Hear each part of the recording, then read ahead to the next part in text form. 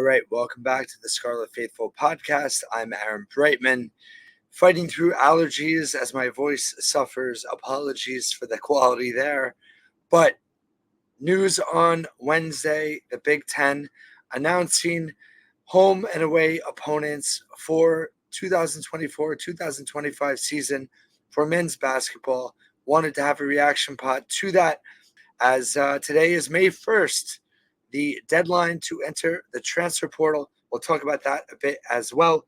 But the release in terms of the schedule, I want to preface this with the fact that it's always impossible to know for sure how the schedule is going to shake out, just in terms of we don't even know the full rosters for all these teams yet, including Rutgers. So on paper, some of these games look hard. Some of these games look favorable.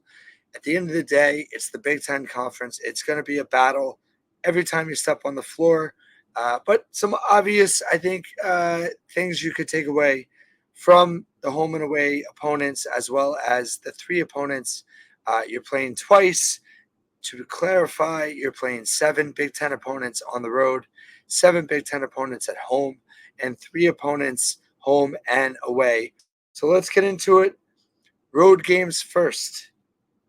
7 road-only opponents. Indiana, looking like potentially the conference favorite right now with the work they've done in the transfer portal. Certainly disappointing. Rutgers will not get Indiana at the rack. Will be a heck of a game in Bloomington in terms of the hype with Dylan Harper, Ace Bailey, and the history of Rutgers now beating Indiana 8 of the last 10 meetings. Should be must-watch television whenever that game happens. Again, no dates released today. This is merely just home and away opponents for the 24-25 season. Maryland on the road only. Easy road trip for Rutgers fans. Rutgers has played really well at Maryland, winning there the last few trips. So that's positive. At Nebraska, always a great turnout home crowd there. Gavin Griffiths will not be making a trip to the rack next season with the Huskers, but certainly never easy at Nebraska. But on paper, as of today, certainly a winnable game for Rutgers on the road. Northwestern, again, Rutgers has traditionally fared pretty well in Evanston, and it's very early in terms of what the Wildcats roster will look like. But not a daunting road game in the sense of having to go to traditionally one of the toughest places to play in the league. The 2 Pac-12 new members in the Big Ten that they will travel to at Oregon and at Washington. Still need some clarity in terms of how those are scheduled, but you have to figure they will be back-to-back road games just for travel purposes and efficiency in that regard. Washington, new coach Danny Sprinkle, was not a good team this last year. A lot to still see what happens with that roster, but not a daunting road game on paper. And then at Oregon, who's been a very successful program, Dana Altman has loved getting Rutgers players on his program, Jacob Young and Eugene Omoruyi, but made the tournament, won a game this past year. And still shaking out that roster as well. That will be a tough game for sure.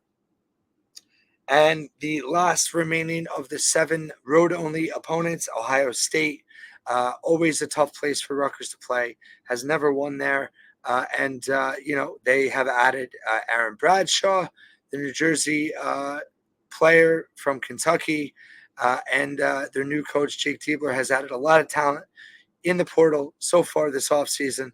Ohio State on paper right now looking like a top half team, no doubt.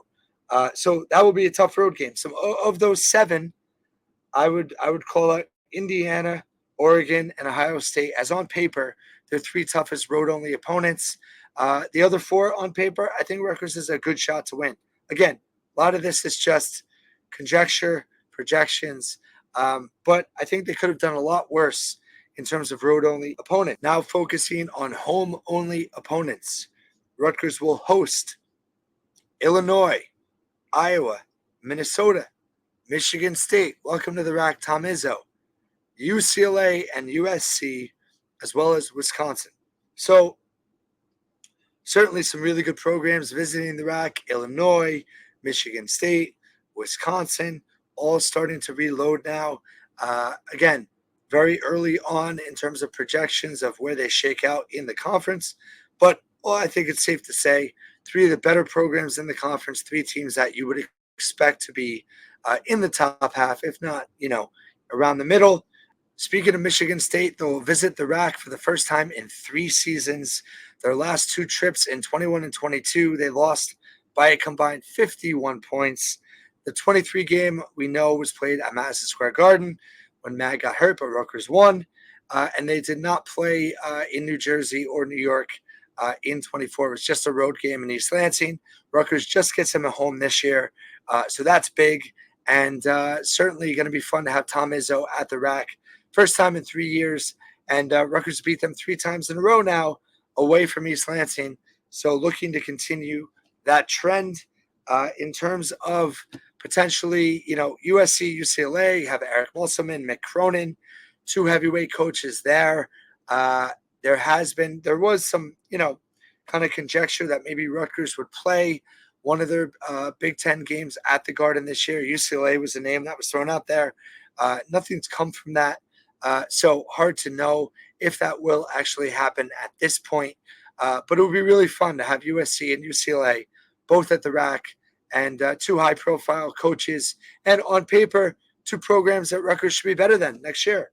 So that is certainly encouraging. And then in terms of Minnesota, a team that you pretty much have beaten at the RAC every time, and not having to visit Minnesota, House of Horrors for Rutgers, that's a plus.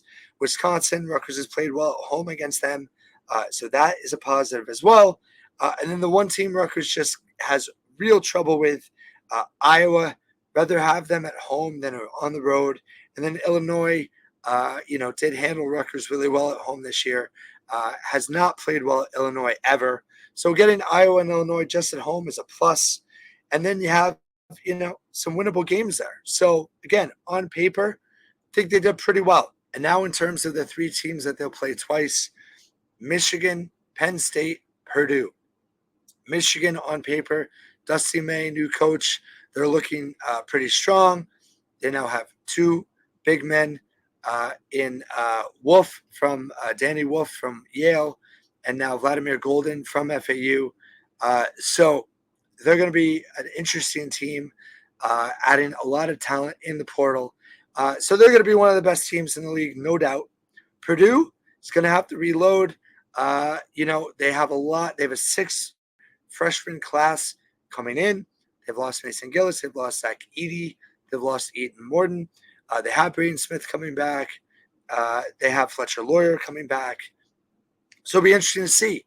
I think Purdue is a team that could, obviously they went to the national title game.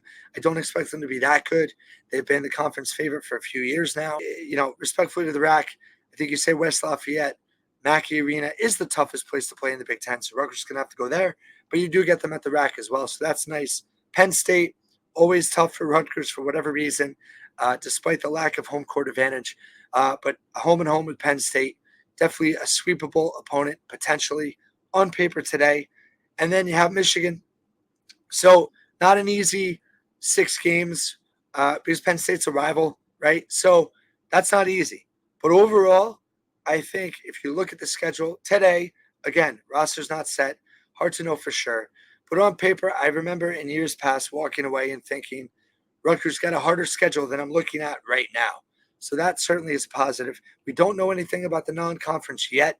Rutgers has certainly been rumored for an MTE tournament in Feast Week. The Vegas tournament's been thrown out there, one in international waters as well. So we'll wait to hear about that. We know Rutgers will play Seton Hall again. Other than that, not too much out there yet. Will be fascinating to see how Steve Pikiell constructs the schedule with the new look roster. But in terms of the Big Ten, this is just the first step now for next season, knowing your home and away opponents. And, certainly going to be exciting in terms of this team. 11 scholarship players as of now. Rutgers still kind of taking their time now. Previously adding Tyson Acuff, the 8th leading scorer in the country out of Eastern Michigan. Zach Martini, starter for Princeton. who shot 38% from three last year. And then Jordan Durkak, the conference player of the year in the Northeast Conference, as well as defensive player of the year. And I actually have great college basketball writer, podcaster, Sam Fetterman, on the podcast for Thursday to talk about the potential impact for Martini and Durkak, as well as some other things. So keep your eyes open for that. But in terms of how Rutgers builds here, it's going to be interesting. I think they've waited now for this May 1st deadline to pass in terms of who can enter the portal and how kind of the portal options shake out. The big man market still very high. Cliff Omori still visiting. He's about to visit North Carolina, has Alabama in the mix, Georgetown, Kansas State. You have some new guys in the portal. Supreme Cook's the name that Rutgers fans have asked about. Again, NIL is a major factor in all this. So it's going to come down to how Rutgers looks at their roster. They do have Lethan Somerville, Emmanuel Egbole. You have Martin. You can flex a little bit at the 4 and 5 potentially. Again, I think they're going to space the floor a lot. They're going to look to run and transition a lot. They're going to have a lot of ball handlers, a lot of guards that can create offense. They need shooters, in my opinion. Again, Dylan and Ace could end up being really efficient perimeter shooters. Martini is as well. Durkak and Acuff traditionally, based on their numbers, need to improve in that area, but they are among many players on this roster that can finish at the rim and get to the free throw line and finish at the foul line. So a lot of encouraging things so far. Steve Pikiell being methodical in how he constructs the rest of this roster, how he fills out the remaining 2 scholarships remains to be seen. But we'll see. I think that he's really going to see how the market shakes out from here. And whether it's a 3-and-D wing, whether it's a big man, whether it's both, we'll have to see. But I think that the incoming freshman class, obviously Dylan and Ace, but Somerville, the program is really high on Dylan Grant, 6'7", 6'8" forward, who could be a factor next year as well.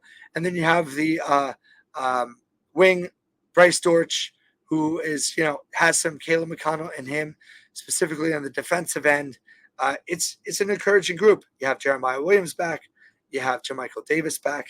That is a strong 11. It's a versatile group. It's an athletic group. And, yes, rebounding, perimeter shooting, I'd say those are the 2 biggest concerns on paper. So we'll have to see. Long way to go. But getting the Big Ten schedule in terms of opponents is certainly an exciting time just to kind of start playing in your head with how this team could shake out. And I think right now, they're a top half Big Ten team. How they shake out the rest of the roster, how the rest of the Big Ten formulates their roster, that will kind of obviously be telling in terms of how we can project things moving forward. And obviously that non-conference schedule is going to be crucial, I think, for building some competition, getting this team's feet wet, because gelling, fit, team chemistry is everything. And I think that's another thing to remember as Steve Pikiell fills out the roster is everything he does, NIL is a part of that, but also how it impacts the roster from a chemistry perspective, from a fit perspective, from how it impacts everyone's role. That is going to be key in his thinking and how he makes this next move in adding a player from the portal moving forward.